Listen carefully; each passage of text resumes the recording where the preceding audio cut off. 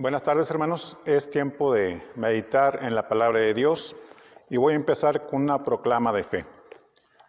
Creo en un solo Dios verdadero que nos ha dejado su palabra inspirada, la Biblia. Su asunto es la verdad y su centro es Jesucristo. Hoy les invito a oírla y a creerla. Oremos. Bendito Padre que estás en el cielo, santificado sea tu nombre. Padre, hoy nos ponemos en tus manos para que tu Espíritu Santo nos guíe en la meditación de tu palabra. Señor, convéncenos de pecado, Señor, guíanos a toda verdad. Te lo pedimos en el nombre de Jesucristo. Amén. Les invito a abrir sus Biblias en el libro de Mateo, capítulo 28, y leeremos los versos del 16 al 20. Mateo, capítulo 28, versos 16 al 20.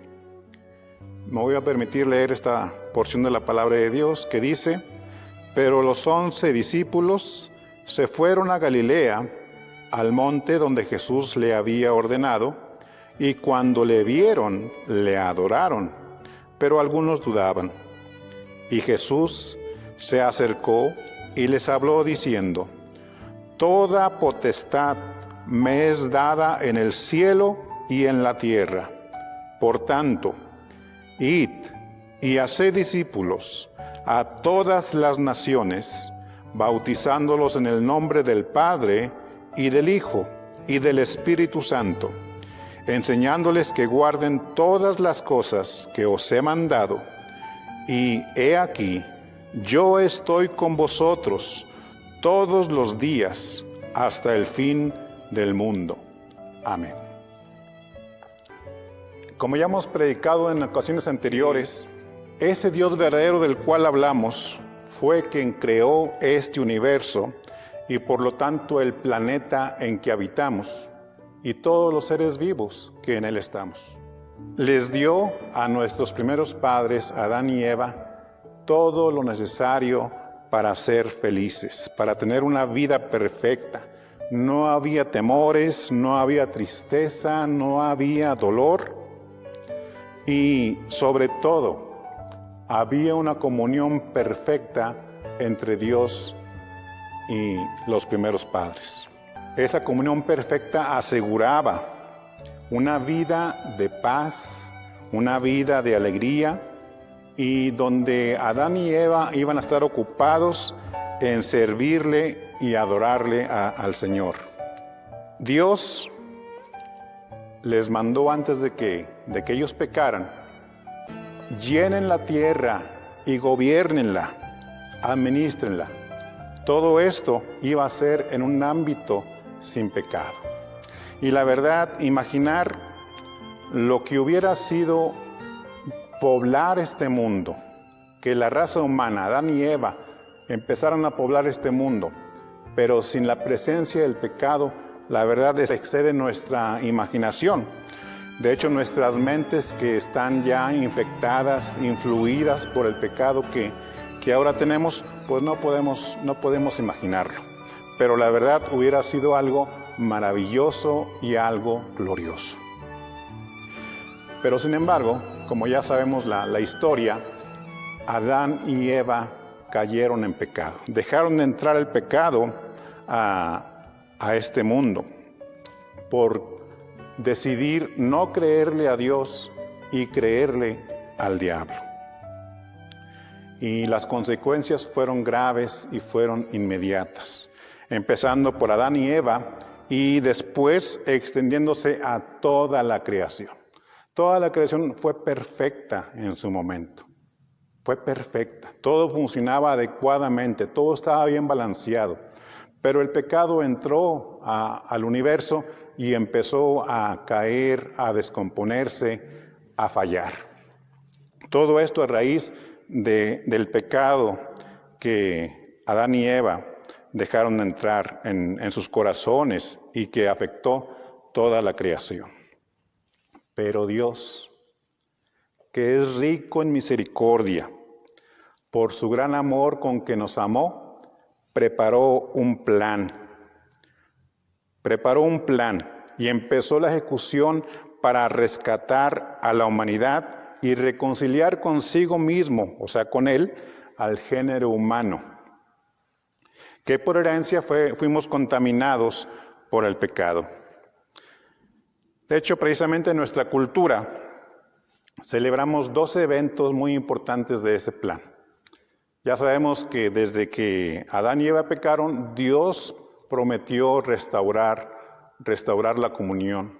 Y a través de toda la historia humana, vemos cómo Dios va cumpliendo paso a paso de diferentes maneras, escogiendo un hombre y de ese hombre formando un pueblo, y a través de ese pueblo revelar su palabra.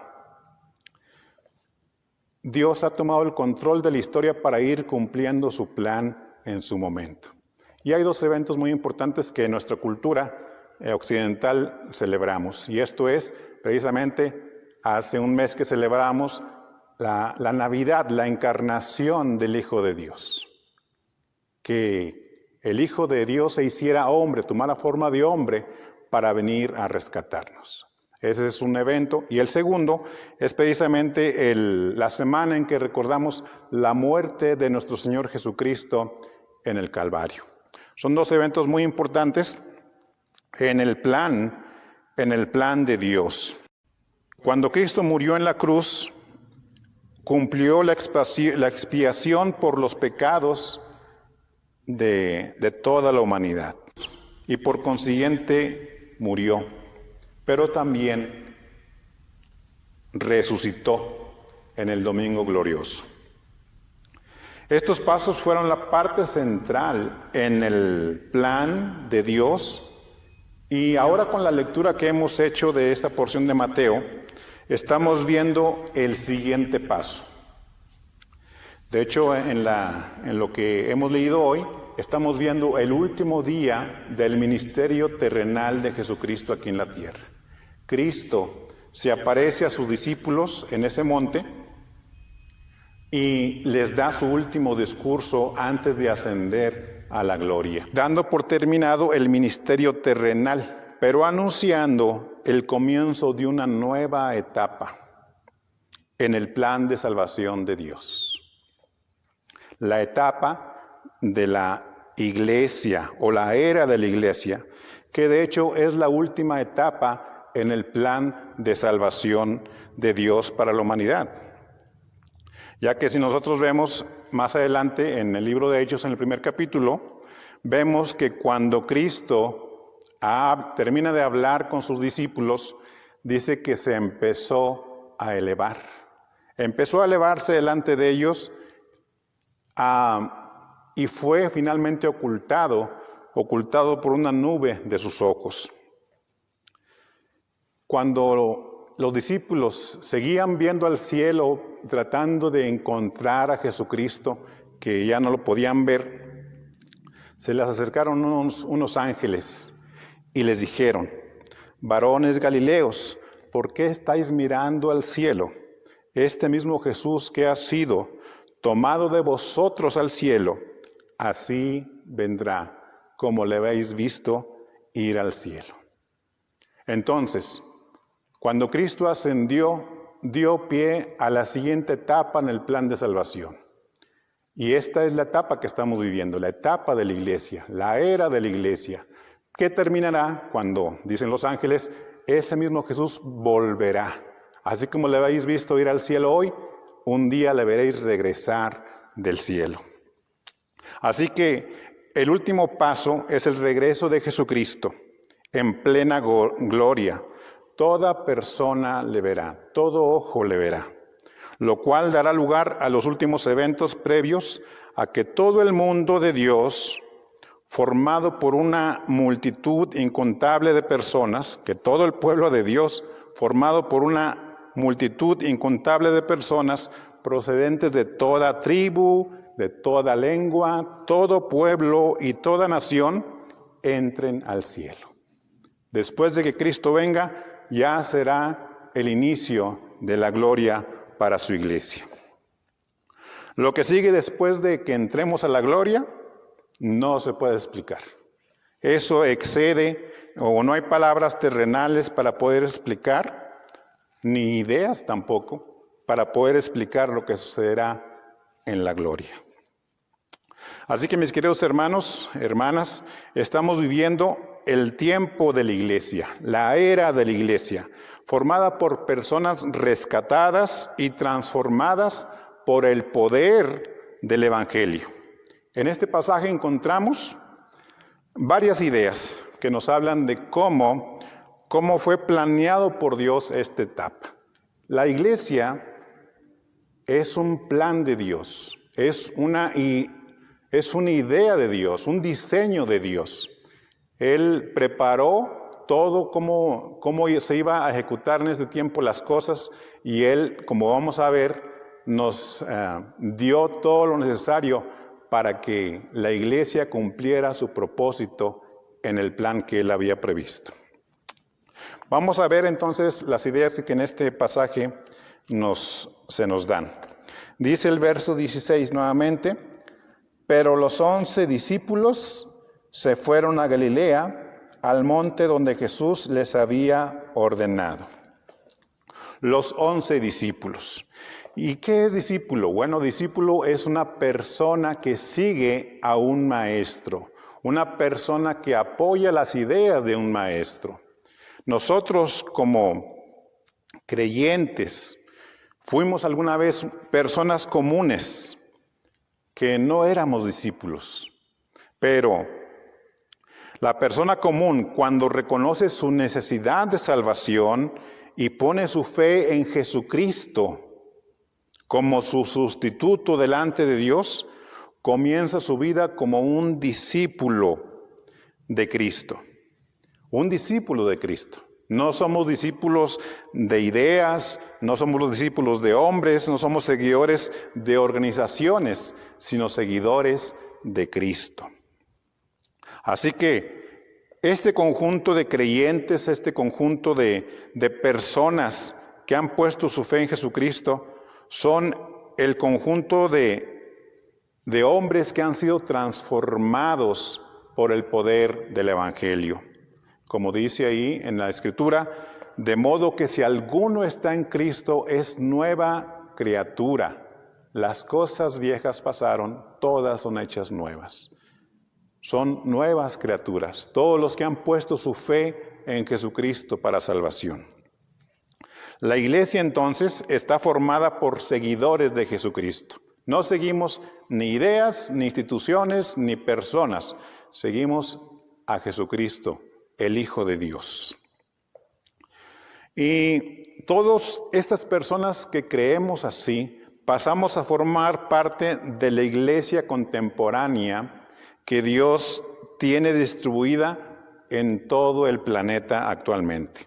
En este tiempo nos hemos dado cuenta de cómo, a través de los medios electrónicos, cómo hay iglesias en muchas partes del mundo, en muchas partes de México, en muchas partes del mundo. Dios tiene a lo largo y ancho del mundo una gran cantidad de congregaciones, de personas que le siguen. Así que formamos parte de la iglesia contemporánea. Hay hermanos que ya no están con nosotros, que Dios ha llamado. Ellos formaron parte de la iglesia y ahora están en la gloria, disfrutando de la gloria del Señor. Y nosotros en este momento se nos da el privilegio de participar en la última etapa del plan de salvación. Y hoy formamos parte de la iglesia de nuestro Señor Jesucristo. Somos el cuerpo de nuestro Señor Jesucristo, con el cual Jesucristo se proyecta al mundo para mostrar su amor, para mostrar su consuelo, para dar paz, para dar sustento. Somos el cuerpo de Cristo. Ahora yo te pregunto, ¿eres tú parte de este grupo de personas? ¿Eres tú parte del cuerpo de Cristo? ¿Has venido ante Dios humillado y reconociendo que le has ofendido, rogando por perdón y salvación? Si no lo has hecho, hoy te invito a que lo hagas. Te invito a que vengas delante de Dios y obtengas el perdón de tus pecados. Que tus culpas sean quitadas y asegures un lugar en el cielo después de esta vida. Si no lo has hecho, hoy te invito a que ores conmigo. Vamos a orar. Repite conmigo en tu mente, en tu corazón, y pon tu fe en Jesucristo. Bendito Dios, en este momento vengo a ti, reconociendo mis pecados ante ti, con mi gran peso de culpa que me quita la paz. Hoy pongo mi fe en que Jesucristo, tu Hijo, pagó todos mis pecados en la cruz del Calvario. Lo reconozco como quien sufrió sobre sí el castigo por mis pecados. Por eso, en el nombre de Cristo, te ruego me perdones y me aceptes como tu Hijo. Quiero estar contigo aquí en la tierra y después que pase de este mundo. Amén. Amén. Que Dios te ayude de aquí en adelante. Él te va a ayudar a vivir ahora la vida cristiana aquí en la tierra. Así que somos discípulos de Jesucristo. Todos los que hemos hecho esta oración en algún momento de nuestra vida somos seguidores de Jesucristo. Somos parte de la iglesia contemporánea y el empeño de nosotros debe ser obedecer a nuestro Maestro. En el versículo que leímos dice que se fueron al monte donde Jesús les había dicho que fueran. Es decir, obedecieron a la voz de Jesucristo. Así que este debe ser el empeño de todo creyente, todo seguidor de Cristo en este mundo. Debemos buscar obedecerle y esto está precisamente demostrado o escrito en la palabra de Dios para que podamos obedecerle. Nosotros como congregación local somos parte de este magno plan de salvación. Dios nos hizo vivir en esta generación. Fuimos elegidos para encarnar el Evangelio en este tiempo. No solamente para anunciarlo, no solamente para vocearlo, sino para vivirlo, para demostrarlo con nuestras vidas, delante de todas las personas que nos ven. ¿No te da gusto, no te da gozo pensar esto? Estamos en la última etapa del plan de salvación de Dios. Y tú has sido elegido para ser un embajador, ser un representante de Jesucristo, de Dios aquí en la tierra, dando su mensaje. La iglesia va a llevar a cabo su obra de una manera maravillosa, porque así lo ha preparado el Señor, estuvo en la mente de Dios todo esto. La iglesia actúa con el respaldo pleno del poder y autoridad de Jesucristo. Veamos lo que dice el verso 18. Dice, Jesús se acercó a sus discípulos y les habló diciendo, toda potestad, es decir, todo derecho, toda autoridad me es dada tanto en el cielo, dice, y en la tierra. Por tanto, id. En ese poder completo de Jesucristo es que la iglesia actúa. Cristo nos dijo, toda potestad, toda autoridad yo tengo tanto en el cielo como en la tierra, y por eso les mando esto. La iglesia actúa con el respaldo pleno del poder y la autoridad de Jesucristo. Somos el pueblo de Dios porque Cristo nos compró. Cristo nos compró con sus méritos salvadores. Somos respaldados por la autoridad y poder del que creó el mundo. Si nos recordamos un momento, recordamos aquella ocasión en que van en aquella barca y el mar se levanta embravecido y hacía que la barca se hundiera con todos los pescadores que estaban asustados, esos hombres que estaban impuestos a andar ahí en medio del mar, sin embargo estaban aterrados. Y cuando Cristo se levanta y reprende al mar. Dice que se hizo una grande bonanza, una grande paz, un mar perfecto, sí, parecía un mar de vidrio. Y cuando sucede esto, si estaban aterrados los discípulos por la tormenta, ahora estaban aterrados porque estaban viendo a Dios mismo hablar, dominar a la naturaleza, porque Él fue quien la había creado. Tuvieron gran temor, dice ahí en el pasaje alusivo, tuvieron gran temor cuando vieron que Cristo, solamente con hablar, deshizo la tormenta, ordenó al mar que se calmara.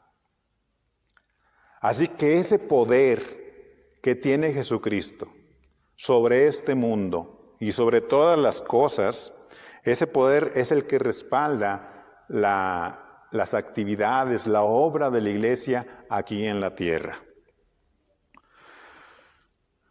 No somos un grupo que va en sus propias fuerzas, sino con el poder completo de Dios. La iglesia obrará y Dios obrará a través de esto.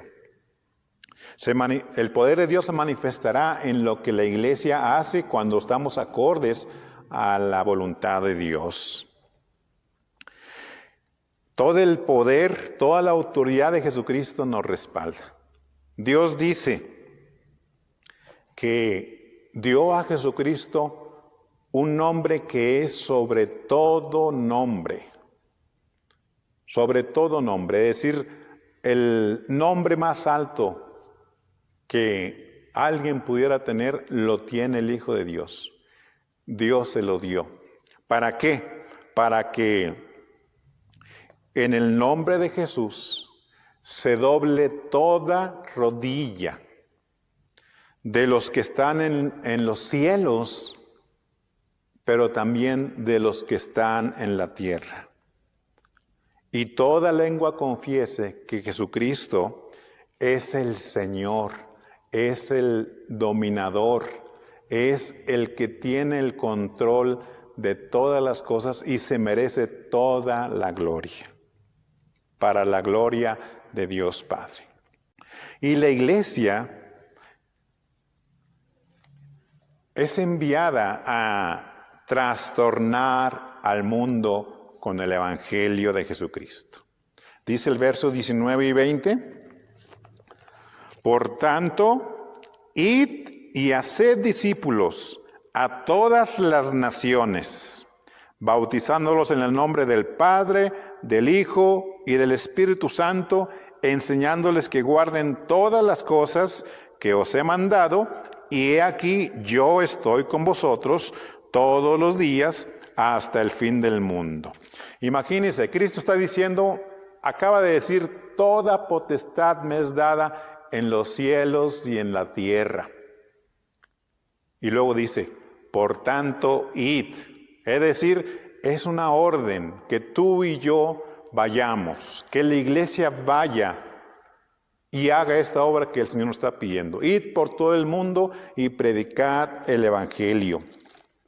Por tanto, id, y como dice aquí en la parte que estamos leyendo, id y haced discípulos a todas las naciones. No nos dijo a un lugar específico, dijo a todas las naciones. No debemos hacer acepción de personas. Toda persona se merece que reciba el mensaje del Evangelio. Y esto lo va a hacer, como ya hemos dicho, somos el cuerpo de Cristo. Cristo habla a través de nosotros. Cristo va a través de nosotros.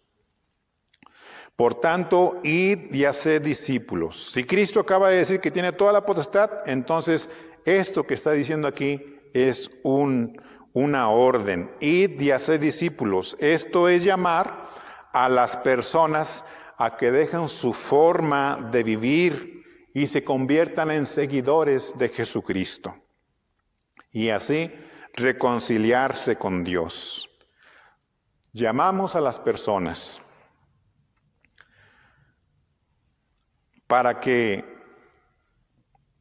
ya sea que estén en grupos que atentan contra la vida de otras personas, están en grupos de delincuencia organizada que atentan contra otras personas, que atentan contra la salud de otras personas, que las maltratan, a ese grupo de personas llamamos como iglesia, para que sigan a Cristo y amen a su prójimo. Llamamos también a personas cuya vida está plenamente en contra de la voluntad de Dios. Sí hemos sabido de gente que está completamente en contra de lo que Dios dice, completamente, abiertamente en contra, ni siquiera se esconden para decir yo no creo en Dios, yo creo lo contrario completamente y voy a hacer todo lo contrario a lo que Dios dice. Llamamos a estas personas para que lean la Biblia, para que se arrepientan de sus pecados y dejen de ofender a Dios. Todavía están en tiempo. Buscad a Dios mientras puede ser hallado. Llamadle en tanto que está cercano. Deje el impío su camino y el hombre inicuo, el hombre perverso, sus pensamientos, y vuélvase a Dios, el cual tendrá de él misericordia. Llamamos a este grupo de personas a que dejen de ofender a Dios y que busquen a Dios. Llamamos a personas religiosas que confían en sus buenas obras para alcanzar el perdón de Dios, porque esas buenas obras nunca serán suficientes, ni serán dignas ante Dios, ante un Dios santo, para poder alcanzar la salvación. Las llamamos para que pongan solo su confianza en la obra salvadora de Jesucristo. Solamente en Jesucristo. Porque Cristo dice, nadie llegará al Padre si no es por mí. Un día estaremos delante de la presencia de Dios, y si Cristo no está a tu lado para ser tu abogado, tú no vas a hallar la aceptación de Dios. Llamamos a estas personas religiosas que confían en sus buenas obras. No confíen en sus buenas obras. Confíen solamente en Jesucristo como su Salvador. Llamamos a personas que se conforman con una vida moralmente buena. Son buenos delante de los hombres. Son ejemplares para la sociedad. Pero delante de Dios no es suficiente. Dios espera que todos se cobijen en el remedio que Él ha dado a través de su Hijo. Por eso Cristo vino al mundo. Porque el hombre solo, por sus buenas obras, por muy perfecta manera de vivir aquí en la tierra, se lo imagine y lo haga, no va a ser suficiente para alcanzar la salvación. Cristo tuvo que venir a salvar y a rescatarnos. Así que invitamos a estas personas moralmente buenas, qué bueno que son buenas así, ¿verdad? Pero no es suficiente para entrar a la gloria. Tienes que acercarte a Jesucristo, dejar de ser orgullosos y humillarse ante el Señor. Llamamos a personas hundidas en la desesperación, agobiadas por el pecado, hundidos en el pantano de los vicios, para que clamen a Dios por auxilio y acudan a Jesucristo para encontrar libertad, para encontrar paz y para encontrar reposo. Llamamos a estas personas. Si tú estás hundido en el vicio, tienes sobre tu vida las consecuencias de este vicio que has destruido tu familia, has destruido tu misma vida, hoy te invitamos a que clames a Jesucristo por libertad de ese vicio. Si tú hoy pones tu confianza en Él, volteas a mirarlo como el hijo pródigo, se acordó de la casa de su padre, así te invitamos a que tú te acuerdes que hay un Dios amoroso que está listo para ayudarte, para rescatarte de esos pantanos de pecado en que has caído. Llamamos a los que han perdido todo motivo de vivir, que la vida la ven color gris, no le ven nada atractivo a la vida, es algo pesado para ellos vivir, cada día es más pesado vivir, y por eso toman la decisión del suicidio. Por eso piensan en el suicidio, porque no le ven motivo a seguir viviendo. Ven la vida como puro sufrimiento. Pero no, hay una esperanza. Hay una esperanza. El Evangelio es un Evangelio de esperanza. El Evangelio es un Evangelio liberador. El Evangelio te da propósito a tu vida porque te orienta hacia Dios. Hacia Dios, y después, cuando llegas a Dios, tu vida se refleja hacia tu prójimo y encuentras un hermoso sentido de vida y un gran propósito en tu vida: servir a los demás. Para que conozcan a su Creador y encuentren una forma de vivir llena de gozo, esperanza y propósito.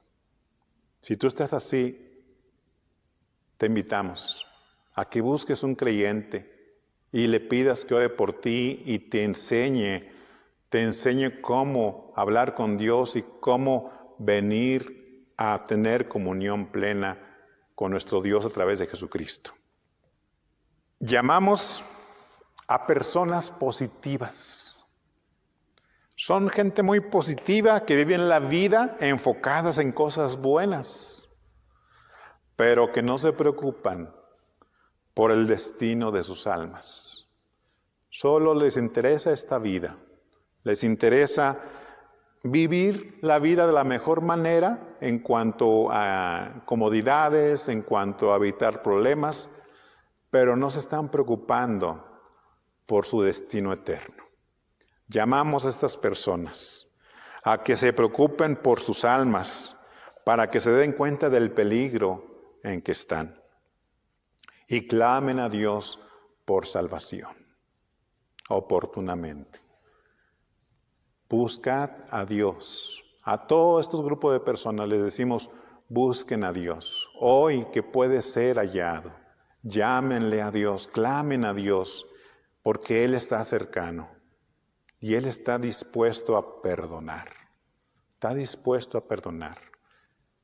No importa a qué grupo de personas estés, todos necesitamos la salvación del Señor. Todos necesitamos el perdón de nuestros pecados a través de Jesucristo, porque es la única forma en que tendremos vida eterna después de esta vida. Y nosotros como iglesia, tal vez cuando vayamos, anunciemos e invitemos a las personas a cambiar su forma de vivir, estas personas te van a decir: ¿cómo te atreves a pedirme que cambie mi forma de vida? Así me gusta vivir, así soy feliz. Y nosotros con nuestro mensaje vamos a incomodarlos. Pero hermano, no lo hacemos a título personal. No lo hacemos a título personal. ¿Qué dice aquí la palabra de Dios? Toda potestad, toda autoridad me es dada en el cielo y en la tierra. Por tanto, ve y predícales. Esa es nuestra responsabilidad. Ir y predicar, ir y anunciar, ir e invitar. Demostrar la palabra de Dios. Y el Espíritu Santo va a hacer la obra. Tú no. Yo no. Nadie podemos salvar a las personas. El Espíritu Santo va a convencer a las personas de su pecado y va a iluminarlos para que vean la oportunidad de salvación que Dios da a través de Jesucristo. Tú y yo solamente tenemos que cumplir lo que el que tiene toda autoridad nos ha mandado hacer: ir y compartir. En esa autoridad es que vamos y le decimos: cambien su forma de vivir, cambien su forma de actuar en la vida.